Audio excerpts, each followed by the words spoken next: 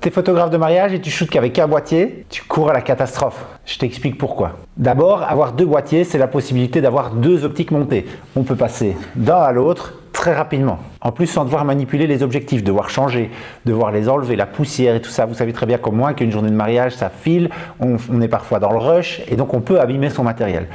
Petite info pratique, j'utilise cette sangle, donc c'est une sangle qui se met sur les épaules. Les deux boîtiers sont accrochés d'un côté et de l'autre. Parce qu'une journée de mariage c'est long, il faut économiser ses épaules, donc le fait de les avoir d'un côté et de l'autre, ça répartit le poids sur tout le corps. Deux boîtiers pourquoi? Parce que s'il y en a un qui plante le jour J, eh ben, c'est la galère. Ça m'est déjà arrivé, heureusement j'avais un deuxième boîtier, j'ai pu continuer le reportage. Ce genre de galère, ça n'arrive pas qu'aux autres, croyez-moi, ça m'est arrivé. Le fait d'avoir deux boîtiers permet peut-être d'avoir deux objectifs complètement différents, un plan large, un objectif type un peu plus grand angle et un objectif un peu plus télé. Personnellement, moi j'utilise le 35 mm monté sur un boîtier et le 85 sur l'autre. Ça me permet de couvrir un petit peu tout sur un mariage avec ces deux objectifs-là.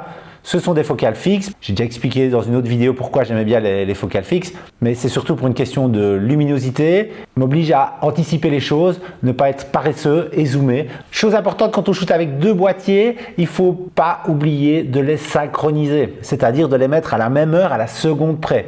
Parce que je peux vous assurer que d'une semaine à l'autre, il peut y avoir quelques secondes d'écart, mais au bout d'un mois, ça fait plusieurs minutes, voire dizaines de minutes. Quand vous vous retrouvez à shooter avec deux boîtiers très rapidement et que l'heure n'est pas bonne, dans votre fil Lightroom, c'est la galère, c'est pas dans l'ordre, ça peut vraiment vous faire perdre du temps. Alors bien sûr, on sait régler ça par la suite en post-prod, mais c'est un peu chiant à faire, donc autant le faire directement. Donc la veille de chaque mariage, hop, je synchronise mes deux boîtiers, comme ça ils ont la même heure, et comme ça, je sais que dans mon fil d'actualité, les photos sont vraiment dans l'ordre chronologique de la journée. Donc avoir deux boîtiers, c'est la base. Si tu n'en as qu'un et que tu n'as pas le budget pour acheter un deuxième, tu peux toujours louer un deuxième boîtier pour le jour du mariage. C'est des frais en plus, mais je peux te garantir que ça peut t'éviter une sacrée galère. Si tu veux d'autres astuces sur le métier de photographe, n'hésite pas à t'abonner. Je te dis à bientôt pour de nouvelles astuces. Ciao!